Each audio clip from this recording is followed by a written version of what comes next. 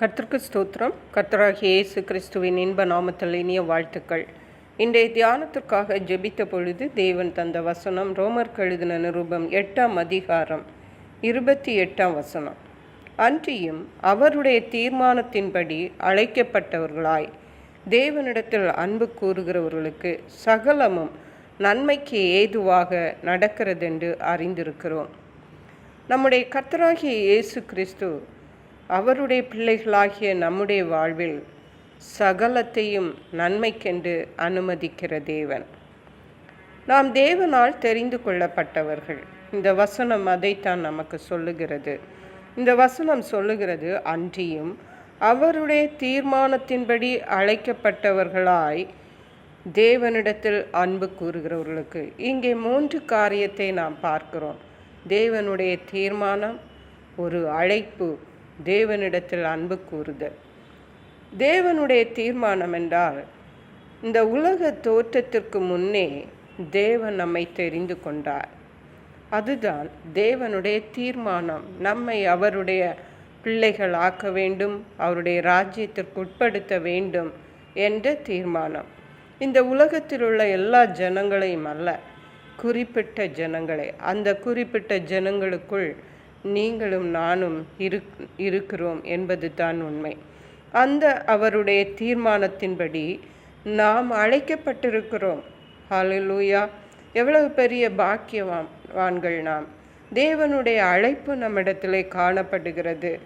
என்னுடைய ராஜ்யத்திற்கு நீங்கள் வர வேண்டும் என்று தேவன் நம்மை அழைத்திருக்கிறார்.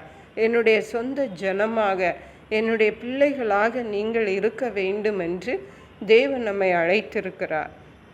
அப்படி அழைக்கப்பட்டவர்கள் தேவனிடத்தில் அன்பு கூறுகிறவர்கள். அழைக்கப்பட்ட எல்லாரும் தேவனிடத்தில் அன்பு கூறுகிறார்களா? சில வேளை சிலர் அப்படி தேவனிடத்தில் அன்பு கூறாமல் இருக்கலாம். ஆனால் தேவனுடைய தீர்மானத்தின்படி அழைக்கப்பட்டு தேவனிடத்தில் அன்பு கூர்ந்தால் சகலமும் நன்மைக்கு ஏதுவாக நடக்கிறது என்று அறிந்திருக்கிறோம். இந்த 3 காரியங்கள் உள்ளவர்களுக்குத்தான் சகலமும் நன்மைக்கு ஏதுவாக நடக்கும்.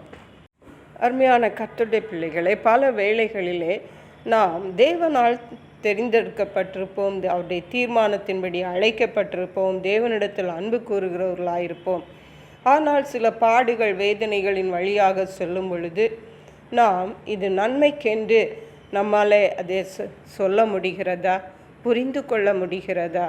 இல்லாவிட்டால் நாம் இந்த வசனத்தின்படி நமக்கு எது நடந்தாலும் இந்த வசனத்தின்படி அது நன்மைக்கென்றே என்பதை நாம் தெரிந்து கொள்ள வேண்டும். ஒருவேளை துன்பத்தின் வழியாக நீங்கள் நடந்து சென்று கொண்டிருந்தாலும் அதன் முடிவு நன்மை என்பதை ஒரு நாளும் மறந்து போகக்கூடாது.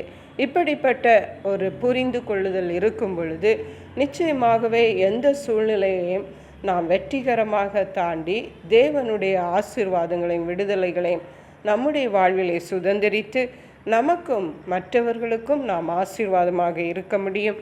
கர்த்தர் தாமே அதற்கேற்ற கிருபைகளை நமக்கு தந்தருளுவாராக. ஜெபிப்போம். எங்களை கிருபையை நேசித்து பாதுகாத்து வழி நடத்துகிற எங்கள் அன்பின் தகப்பனே, ஆசீர்வதிக்கப்பட்ட இந்த நல்ல நாளுக்காக நன்றி. இந்த நாளிலும் உம்முடைய தீர்மானத்தின்படி எங்களை அழைத்து தேவனிடத்தில் அன்பு கூற செய்து சகலத்தையும் எங்களுக்கு நன்மையாக தேவன் மாற்றி தருகிறபடியால் நன்றி.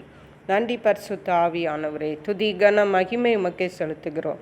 மீட்பரும் இரட்சகருமாகிய இயேசு கிறிஸ்துவின் இன்ப நாமத்தில் ஜெபிக்கிறோம் எங்கள் அன்புள்ள பரமபிதாவே. ஆமென். God bless you.